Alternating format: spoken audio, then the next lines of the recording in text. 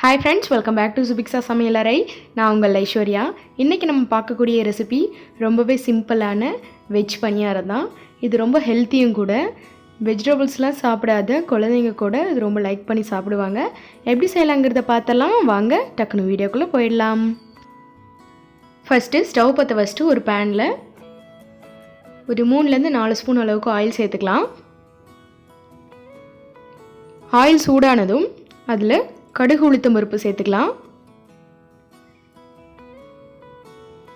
கடுகு நல்லா வெடித்து வந்ததும் மீடியம் சைஸ் ஒரு பெரிய வெங்காயம் நல்லா இந்த மாதிரி பொடியாக கட் பண்ணி வச்சுருக்கேன், அது சேர்த்துக்கலாம். சேர்த்துட்டு இது கொஞ்சம் எண்ணெயில் நல்லா வதக்கி விட்டுறலாம்.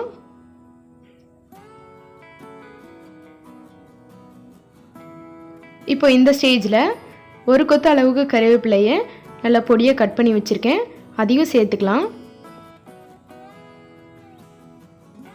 சேர்த்துட்டு லைட்டாக எண்ணெயில் வதங்கட்டும்.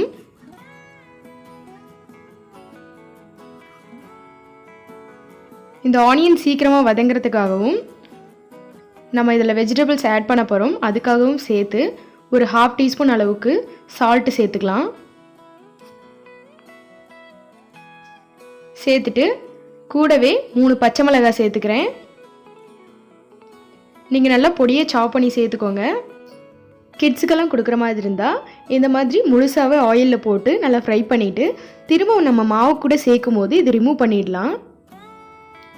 ஏன்னா தெரியாமல் சாப்பிட்டாங்க அப்படின்னா ரொம்பவே காரமாக இருக்கும், அதனால் ஒரு ஃப்ளேவருக்காக நான் அப்படியே சேர்த்துருக்கேன். இப்போது வெங்காயம் எல்லாமே நல்லா வதங்கி வந்துடுச்சு. இது கூட 1/2 கப் அளவுக்கு பீன்ஸை நல்லா பொடியை கட் பண்ணியிருக்கேன், அதை சேர்த்து நல்லா வதக்கி விட்டுறலாம்.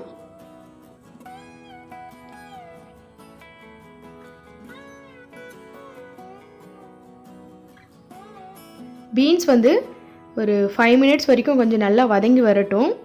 அதுக்கப்புறம் ஒரு கேரட் நல்ல பெரிய கேரட்டாக துருவனதை சேர்த்துக்கிறேன். கேரட் நம்ம துருவி இருக்கிறதுனால சீக்கிரமே வதங்கிடும், அதனால் ஃபஸ்ட்டு பீன்ஸை போட்டு வதக்கிட்டு அதுக்கப்புறம் கேரட்டை சேர்த்துக்கலாம். சேர்த்துட்டு இது நல்லா வதங்கி வரட்டும். கேரட்டோட கலர்லாம் சேஞ்ச் ஆகி வரும், அந்த அளவுக்கு வதக்கி எடுத்துடலாம். இந்த மாதிரி கலர் சேஞ்ச் ஆகி வந்துருச்சு, நல்லா வதங்கிடுச்சு கேரட்டு பீன்ஸும். ஸோ ஸ்டவ் ஆஃப் பண்ணிவிட்டு இப்போ மாவு நம்ம இட்லி தோசைக்கு வச்சுருக்க மாவே போதும், நம்ம தனியாக இதுக்காக அரைக்கணுங்கிறது இல்லை. அந்த மாவு கூட நம்ம வதக்கி வச்சுருக்க வெஜிடபிள்ஸை ஆற வச்சுட்டு அதுக்கப்புறமா சேர்த்துக்கலாம், சூடோடையே சேர்க்கக்கூடாது. ஆற வச்சு சேர்த்துட்டு நல்லா மிக்ஸ் பண்ணிடலாம். நம்ம வெஜிடபிள்ஸ் சேர்த்ததுக்கப்புறமா கொஞ்சம் திக்னஸாக இருக்க மாதிரி இருக்கும் மாவு, ஸோ லைட்டாக தண்ணி சேர்த்து கலந்துக்கலாம்.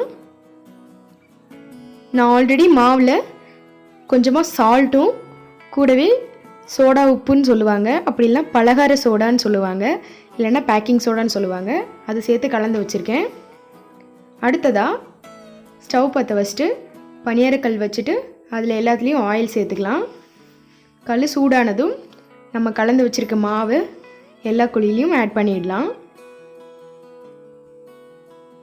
ஆட் பண்ணிவிட்டு ஒரு பக்கம் வெந்ததும் அடுத்த பக்கத்தில் திருப்பி வேக வச்சிடலாம்.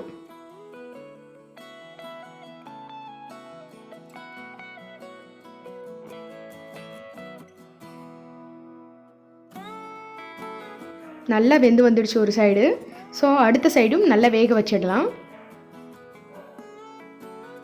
2 பக்கமும் நல்லா வெந்து வந்ததும் இது ஒரு பிளேட்டுக்கு ஷிஃப்ட் பண்ணிடலாம். அவ்வளோதாங்க, ரொம்பவே சிம்பிளாக நம்ம வெஜ் பனியாரம் ரெடி ஆகிடுச்சு.